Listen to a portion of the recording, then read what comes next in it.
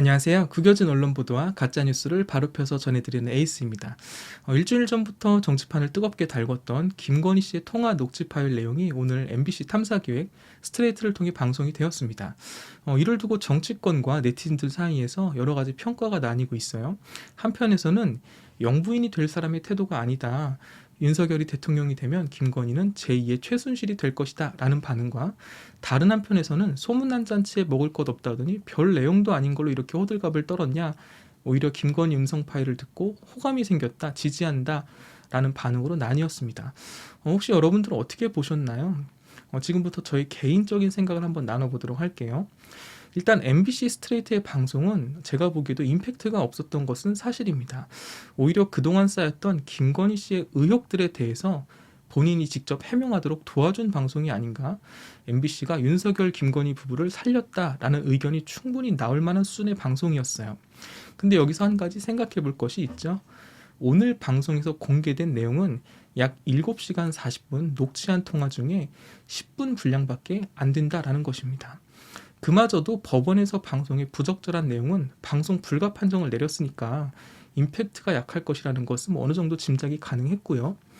이 프로그램은 다음 주에 한 번 더 방송을 준비하고 있다고 하니까 다음 주 방송까지는 지켜봐야 정확한 평가가 가능할 것 같아요. 우리나라는 탄핵 정국을 거치면서 영화보다 더 영화 같은 현실을 직접 경험했습니다. 매일매일 일어나는 사건 사고들이 너무 자극적이어서 웬만큼 자극적이지 않으면 크게 충격을 받지도 않아요. 그런 면에서 오늘 공개된 김건희 씨의 통화 내용은 충격을 받을 만큼 자극적인 부분은 없었습니다.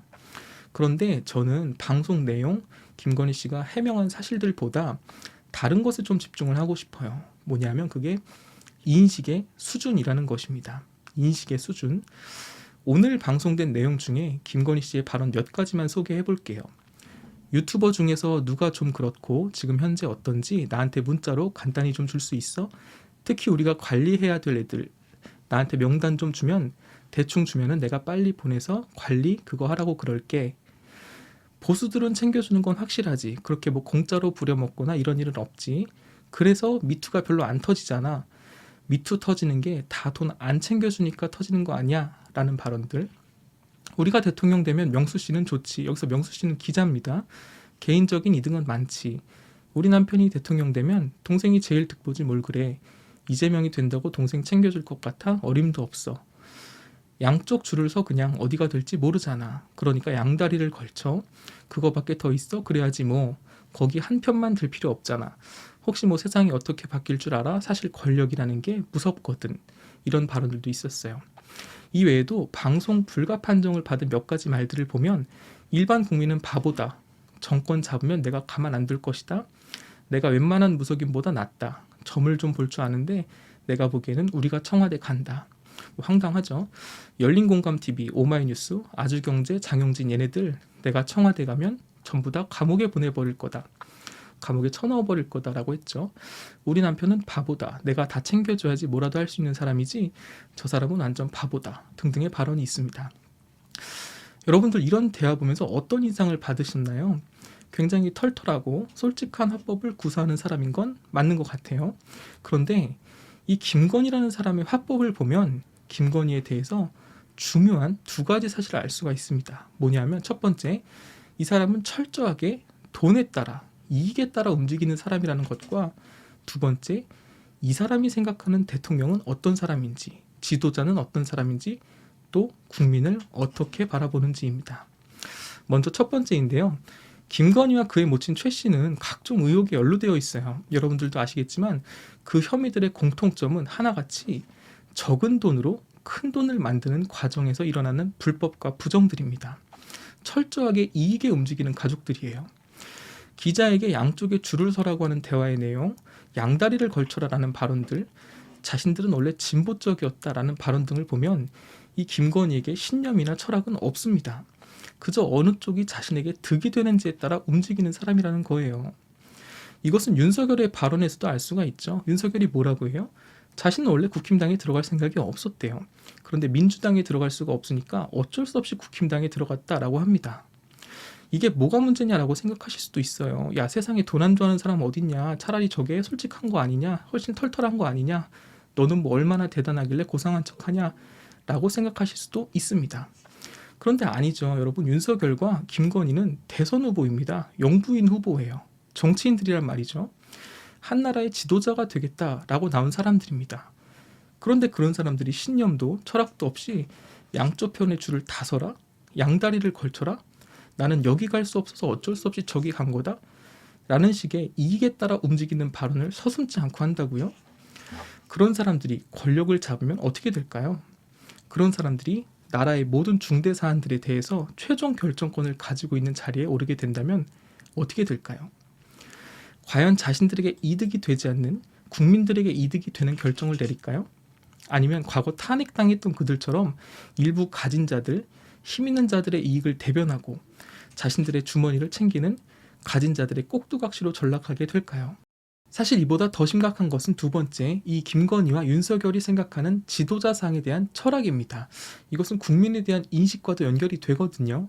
이재명 후보는 2021년 2월 OBS 뉴스 코멘터리 막전막후라는 프로그램에 나와서 이렇게 말한 적이 있어요. 정치인들이 국민을 바라보는 시각이 두 가지가 있습니다. 첫 번째는 국민들은 잘 모르고 우리가 이렇게 하면 다 그렇게 지도되는 무리들이다. 그래서 정치인 스스로를 지도자라고 부르는 사람들이 있어요. 두 번째는 국민들은 위대하다, 정치인들보다 뛰어나다, 합리적이고 이성적인 존재다. 이렇게 되면 국민들을 믿게 됩니다. 토론하고 주장하고 반박하고 이런 걸 통해서 합리적인 결론에 도달하는데 합의가 되지 않을 경우 결국 국민이 결정하는 거죠. 그런데 이 기회에 토론을 봉쇄하겠다라는 거잖아요. 라고 말을 한 적이 있어요. 반대로 윤석열은 3프로TV에 나와서 뭐라고 말을 하냐면 이 나라 최고 의사결정권자를 뽑는데 정책 토론을 많이 한다는 게 저는 별로 도움이 안 되는 것 같습니다. 라고 말을 하죠. 그리고 토론을 거부하고 피하고 있어요. 윤석열은 확정적 범죄자와 나란히 앉아서 토론을 할 수가 없다라는 황당한 주장까지 하고 있죠. 토론을 하고 말고를 떠나서 이 윤석열의 발언에서 알 수 있는 중요한 것 한 가지는 윤석열이 생각하는 정치인은 결정권자라는 거예요. 지도자라는 것이죠. 국민들, 유권자들의 의견은 중요하지 않습니다. 유권자들에게 기회조차 주지 않아요. 기회를 준다면 토론에 적극적으로 임해서 유권자인 국민들이 판단할 수 있게끔 자리를 마련했어야죠. 그러면서 윤석열은 자신 스스로를 국민의 윤석열이라고 홍보를 해요. 물론 선거 편표에서 기획한 것이겠지만요. 이준석이 윤석열에게 연습 문제를 냈다라고 하죠. 그 중에 하나가 정말 유치하지만 출근길에서 국민들에게 고개 숙여 인사하기, 지하철 타기와 같이 정치인들이 선거철에 늘상 형식적으로 하는 그런 선거 유세였습니다. 사실 정말 유치한 수준이죠. 그런데 윤석열은 대선 후보로 나와서 그 유치한 수준의 행동조차 하지 않았던 인물이에요. 그러니까 이준석이 초심으로 돌아가서 그거라도 하라라면서 명령을 하고 연습 문제를 낸 것이죠. 만약 이준석이 제안하지 않았다면 윤석열은 지금까지도 그런 최소한의 모습도 보여주지 않았을 겁니다. 왜냐하면 윤석열이 머릿속에 정치인은 지도자거든요. 군림하는 자, 결정하는 자거든요. 이런 인식 속에 국민들의 의견은 중요하지 않습니다. 그냥 사라져버려요.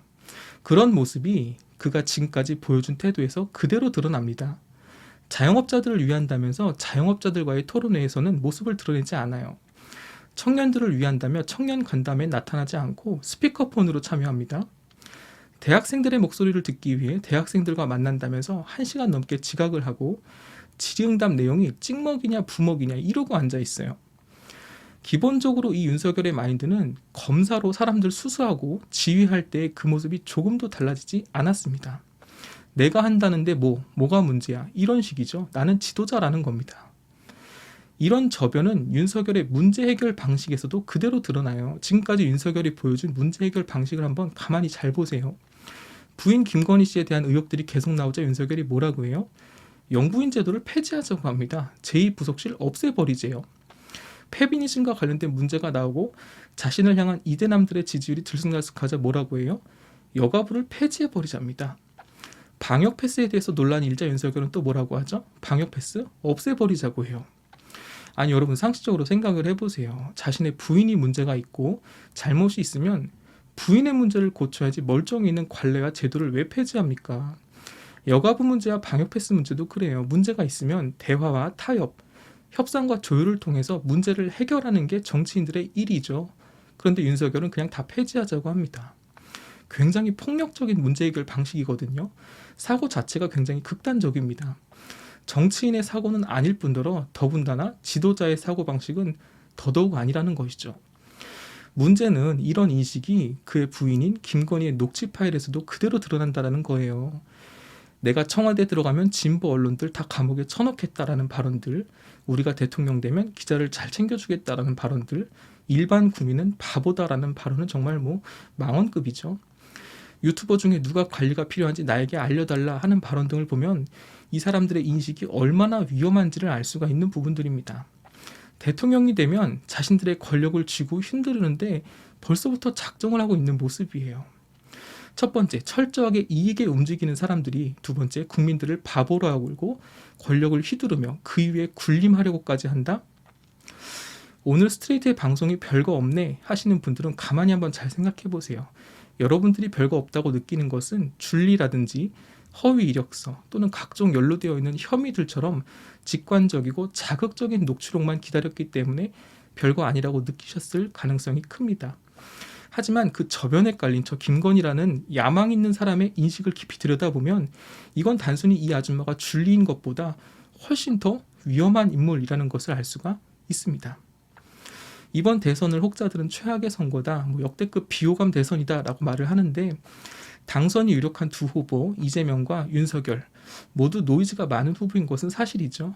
이 노이즈에 집중을 하기 시작하면 이건 끝이 나지 않아요. 본질이 아닙니다.